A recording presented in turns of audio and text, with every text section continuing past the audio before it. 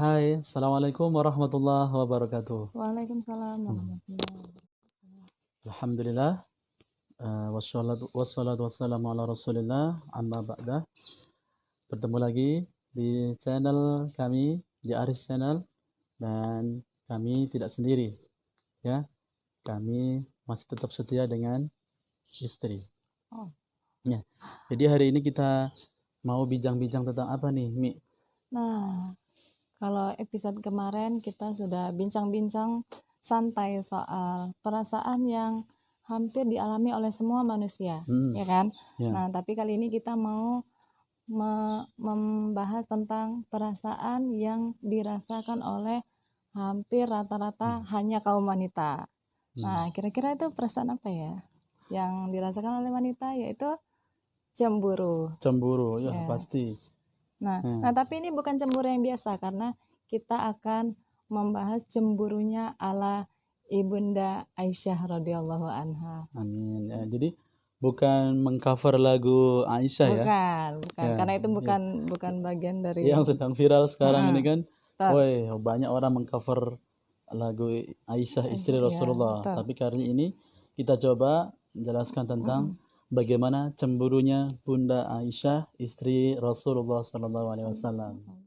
Jadi teman-temanku semuanya, jadi kita akan buka sisi lain dari Ibunda Aisyah yang jarang banyak yang tidak atau belum tahu nih tentang Ibunda Aisyah. Betul. Apalagi tentang sisi cemburunya. Karena kecemburuan itu tidak selamanya benar, ya kan, Mi? Betul. Karena sering banyak disalah persepsikan Iya. Ibunda Aisyah ini termasuk Seorang tipe pencemburu. Bahkan kebanyakan orang-orang kadang berbicara, loh kok kamu cemburu sih? Loh wajar dong saya cemburu, orang Bunda Aisyah aja cemburu. Nah ini kita sudah termasuk orang yang suuzon terhadap Ibunda Aisyah, begitu ya. Karena cemburunya beliau itu pasti akan ada pembelajaran yang nantinya akan disampaikan melalui riwayat yang diutarakan oleh Rasulullah Shallallahu Alaihi Wasallam. Nah, jadi Mi, yang pertama ini ada cemburunya Bunda Aisyah terhadap Ibunda Khadijah. Kalau Mi mau tahu. Tuh. Jadi ketika Ibunda Khadijah itu sudah wafat, jadi ketika dalam suatu hari itu ada seseorang yang bertamu. Nah, Siapa tuh ke kira-kira? rumah Nabi Muhammad SAW di rumahnya Ibunda Aisyah. Lalu Rasulullah SAW memuliakan tamunya itu sehingga Ibunda Aisyah itu tidak tahu bahwa tamunya tersebut itu adalah adik dari Ibunda Bunda Khadijah. Ya, Sehingga begitu. dilayani dengan penuh dengan hikmat dan ketika tamu itu sudah pergi dari rumahnya, Ibunda Aisyah bertanya nih, Mi, ya Rasulullah, siapakah gerangan perempuan Yang datang barusan? tadi. Ya, kok begitu istimewa? Lalu Rasulullah menjelaskan, itu adalah adik saudara Ibunda Khadijah. Nah, disitulah Ibunda Aisyah cemburu, Mi. Cemburunya luar biasa ini. Ya. Sehingga Rasulullah menjelaskan, ya Aisyah, tidak sepatutnya engkau cemburu. Nah, bahwa yang barusan itu adalah adik dari Bunda Khadijah. Yang mungkin mirip sekali suaranya dengan Khadijah. Ya. Wajarlah saya memuliakan dirinya. Dan pada saat itu Ibunda Aisyah pun meminta maaf kepada Rasulullah SAW dan Nabi pun akhirnya menjelaskan dengan baik. Jadi pada intinya apa, Mi? Yang kita ambil hukumnya adalah bukan histori cemburunya Bunda Aisyah, melainkan adalah nasihat yang disampaikan oleh Rasulullah Shallallahu Alaihi Wasallam tadi itu ya, bahwa cemburunya itu seperti salah tempat lah, seperti itu ya. Karena diumpamakan menikah dengan seorang duda pasti memiliki pengalaman. Ya, pengalaman-pengalaman bersama dengan istri yang lama. Jadi wajar ketika ada teringat terbayangkan dengan istri yang lama. Jadi bagi kalian, bagi yang sudah menikah ataupun yang sudah berumah tangga, jadi tidak tepat jika cemburu terhadap pasangannya ketika pasangan itu sudah punya histori. Itu Mi. Jadi mungkin salah tempat aja itu Mi. Jadi istilah singkatnya seperti inilah ya, bahwa setiap orang itu memiliki masa lalu, tapi masa depan milik kita berdua. Iya. Nah, selanjutnya ada kedua, cemburu yang seperti apa lagi nih? Yang kedua, teman-temanku semuanya, cemburunya Bunda Aisyah ini terhadap Ibunda Sofia. Ya, betul. Jadi ceritanya gini Mi. Nah, siapa nih Bunda Sofia ini? Bunda Sofia ini adalah keturunan dari Yahudi. Keturunan dari Yahudi ya Mi. Jadi pada saat itu Nabi Muhammad SAW pada siang hari ada kebiasaan mengunjungi rumah istri-istri beliau.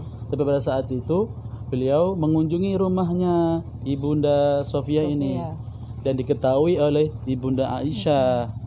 Nah, disitulah kecemburuan mulai. Kecemburuan mulai. Lalu Nabi Muhammad SAW menjelaskan, ya Aisyah, tidak sepatutnya kau cemburu. Sehingga sebelumnya mungkin Ibunda Aisyah mempertanyakan, ya Rasulullah, kenapa masih juga ke rumah istrimu yang lain, terlebih kepada Sofia yang kerdil katanya gitu Mi. Dan Rasulullah SAW menjelaskan bahwa tidak sepatutnya engkau cemburu, bahwa cemburumu itu kurang tepat. Karena sebagaimana kebiasaanku itu bersilaturahmi atau mengunjungi rumah-rumah istri-istriku yang lain dan tidak mengurangi jatah ataupun giliran kepada istri-istrinya yang lain. Gitu Mi. Jadi yang perlu dipertegas apa nih Mi? Nah, berarti kembali lagi bahwa yang diambil hukum adalah nasihat dari Rasulullah itu ya, bukan histori kenapa Bunda Aisyah itu cemburu kepada Bunda Safiyah tadi itu ya. Nah, ada lagi nggak selain cemburu kepada Bunda Khadijah, kepada Bunda Safiyah, ada lagi nggak? Ini yang menarik lagi nih Mi. Kepada siapa nih? Bunda Aisyah itu juga pernah cemburu terhadap Nabi sendiri ketika malam nisfu Sa'ban. Oh iya. Jadi seperti apa tuh ceritanya? Jadi ketika malam itu gilirannya di rumah Aisyah, ketika Ibunda Aisyah itu terbangun, Nabi tidak ada di tempat tidur dan mulailah kecemburuan itu muncul. Ke rumah siapa nih kira-kira malam ini? Seperti itu mungkin kira-kira ya.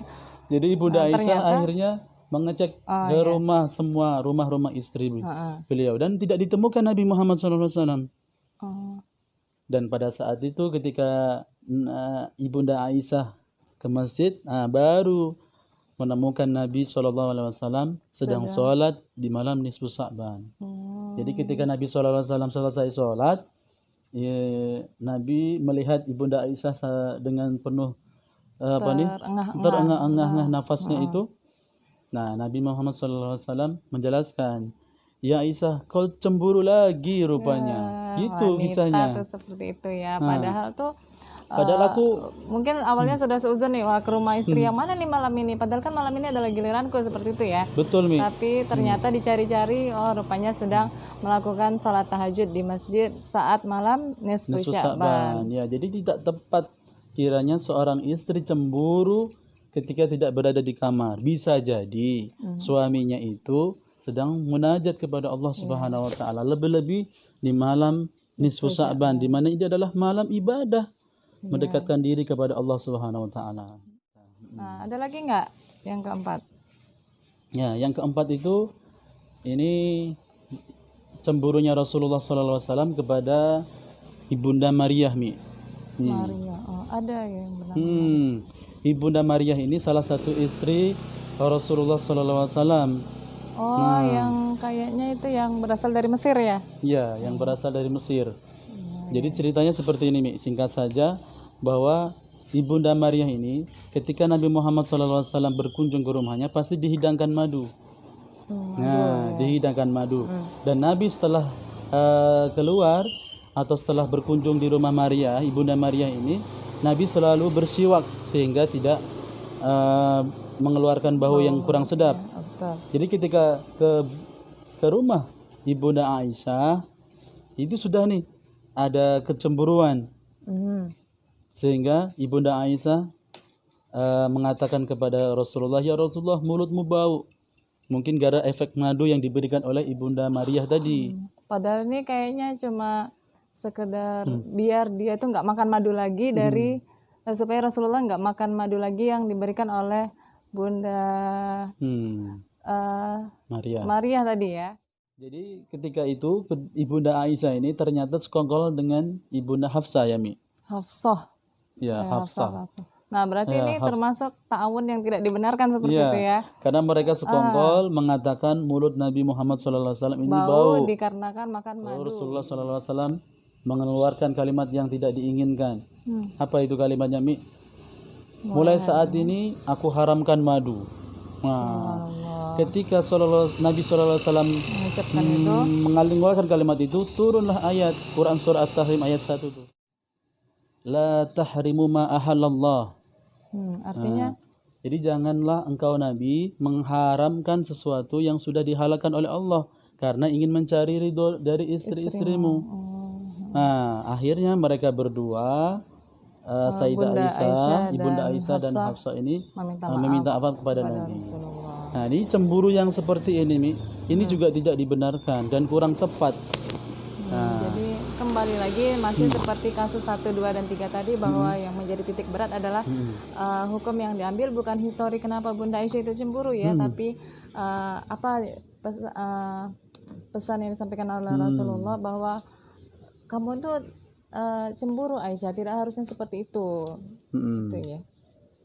Dan yang terakhir, masih ada rupanya ya? Masih. Jadi biar kawan-kawan semua tahu histori daripada kisah Ibunda Aisyah ini yang pencemburu ini. Yang kelima ini cemburunya Ibunda Aisyah terhadap Ummu Salamah. Istri Rasulullah yang lainnya. Ya, jadi singkat saja ceritanya itu Mi, bahwa Ummu Salamah ini istri Rasulullah yang usianya yang paling tua seperti itu ya, yang umurnya paling dewasa. Ya kan? Ya, dalam riwayat seperti itu. Jadi ketika Rasulullah SAW sedang berada di rumah Ibunda Aisyah, lalu Ibunda Salamah ini mengirimkan makanan ke rumah Rasulullah, ke rumah Bunda Aisyah melalui pembantunya Mi.